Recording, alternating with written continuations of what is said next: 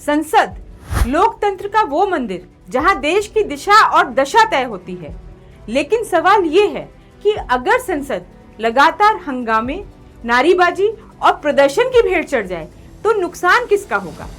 सिर्फ सरकार का, सिर्फ विपक्ष का, या सीधे देश की जनता का? क्योंकि संसद का जो हर मिनट होता है वो समय नहीं होता, वो जनता के टैक्स के पैसे से चलने वाला संसाधन होता है। अभी जो आज अनुमान लगाया गया है और संसदीय अधिकारी बताते हैं, उन आंकड़ों के हिसाब से संसद की कार्यवाही पे करीब करीब 2.5 लाख प्रति मिनट का खर्चा होता है। और अगर 2.5 लाख प्रति मिनट खर्चा हो रहा है तो ये प्रति घंटा जो है 1.5 करोड़ में कन्वर्ट हो जाता है। 1.5 करोड़ मतलब 1.5 करोड़ प्रति घंटा। और ऐसे में यदि संसद की बैठक लगभग 6 घंटे चले तो आप खर्चे का अनुमान करिए। ये खर्चा अगर आप अनुमान करें तो ऑलमोस्ट 9 करोड़ प्रतिदिन पहुंच जाता है। और अगर पूरे दिन संसद में कामकाज के बजाय ये हंगामा ही होता रहे तो ये जो 9 करोड़ खर्च होता है वो लगता है कि जैसे इतना बड़ा पैसा एक दिन में बर्बाद हो गया। अब जरा सोचिए, उन 6 घंटों में देश ने क्या खोया? किसान का मुद्दा उठना था, नहीं उठा। बेरोजगारी पर चर्चा होनी थी, नहीं हुई। महंगाई पर सरकार से सवाल होना था, नहीं हुआ। किसी महत्वपूर्ण विधेयक पर बहस होनी थी, वो भी टल गई। और सबसे बड़ी बात कि जनता के सवालों का जवाब जो सरकार से मांगना था सांसदों को, वो कौन मांगेगा? क्योंकि संसद में प्रश्नकाल और शून्यकाल में जो आप सवाल उठाते हैं वो सिर्फ औपचारिकता नहीं होती है, ये वो मंच होता है जहां सांसद जनता की आवाज सरकार तक पहुंचाते हैं। और यहाँ एक जरूरी बात समझना एक और भी बहुत जरूरी है कि क्या हम एक तरफ कह रहे हैं कि 9 करोड़ सीधे सीधे बर्बाद हो रहा है, पर क्या वो सच में बर्बाद हो रहा है? उसमें हम ये कह सकते हैं कि शायद रोज 9 करोड़ बर्बाद नहीं होता, क्योंकि क्या होता है कि संसद का ये बड़ा खर्च इस 9 करोड़ में से सांसदों के वेतन भत्ते में, सचिवालय की सुरक्षा में, कर्मचारियों के वेतन में, बिजली पे, तकनीकी व्यवस्था में और भवन संचालन जैसे बहुत सारी जो उसकी फिक्स्ड एक्सपेंडिचर होते हैं उस पे जाता है। तो ये क्या होता है कि ये संसद ये चले या ना चले, ये खर्चा जो है उसमें काफ़ी हद तक का खर्चा जो है वो उसमें रेगुलर जाता ही है, चाहे संसद चले या ना चले। पर असली नुकसान कहाँ हो जाता है?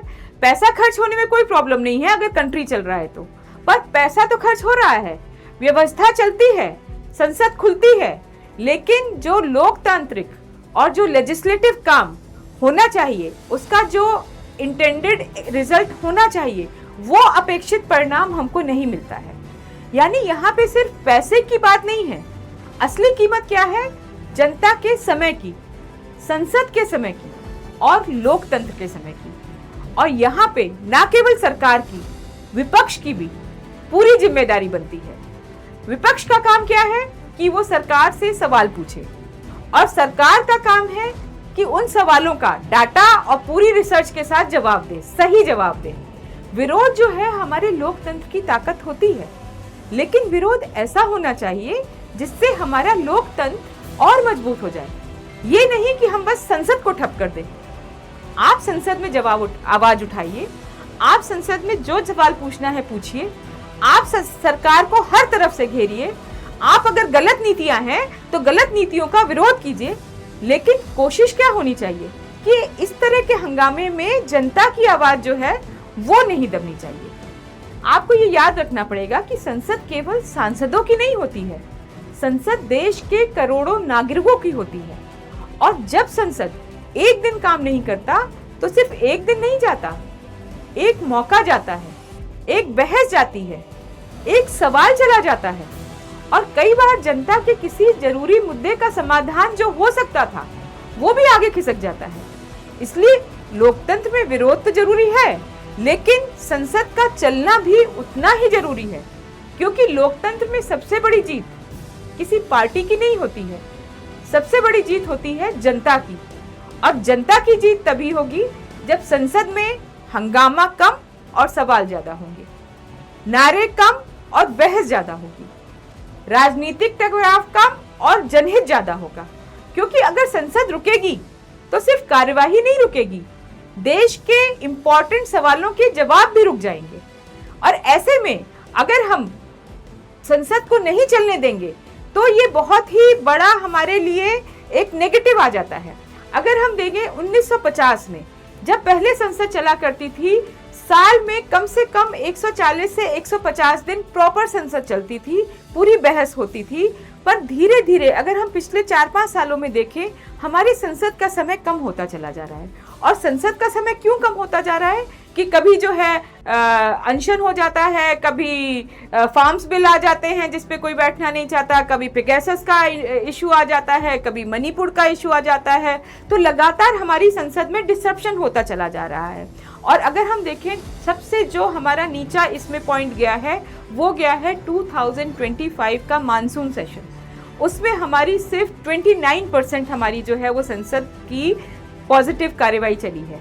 तो अगर हम इस तरह से संसद का टाइम वेस्ट करेंगे तो कहीं हम अपने महत्वपूर्ण मुद्दों पे, जहाँ पे बिल पे एक हेल्दी डिस्कशन होना चाहिए कि विपक्ष भी अपने पॉइंट्स उठाए, जो नीति बननी चाहिए उस नीति को संसद में डिस्कशन करें।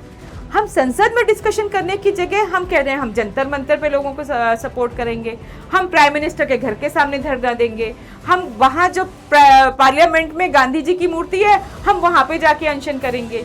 और उसमें क्या होगा कि जब आप पार्लियामेंट के अंदर भी आप वेल में घुस जाते हैं, तो वेल में जहाँ आप घुसते हैं वहाँ पे पता चलता है कि चेयरमैन ने फिर आपको वो कर दिया कि आप संसद से आप निष्कासित हो जाते हैं।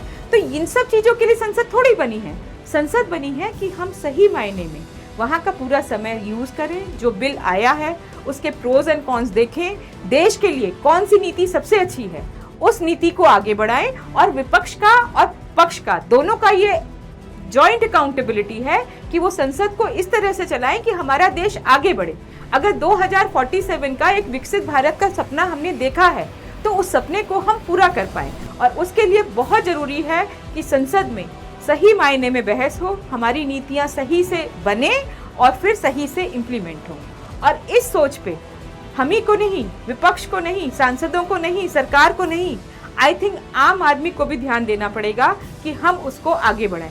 अगर आपको ये वीडियो पसंद आया है तो कमेंट सेक्शन में आके हमें ज़रूर बताइए, उससे हमारा हौसला बढ़ेगा। और इस चैनल को सब्सक्राइब करिए और इस तरह की मुद्दों को लेके हम रेगुलर आपके पास आते रहेंगे। जय हिंद।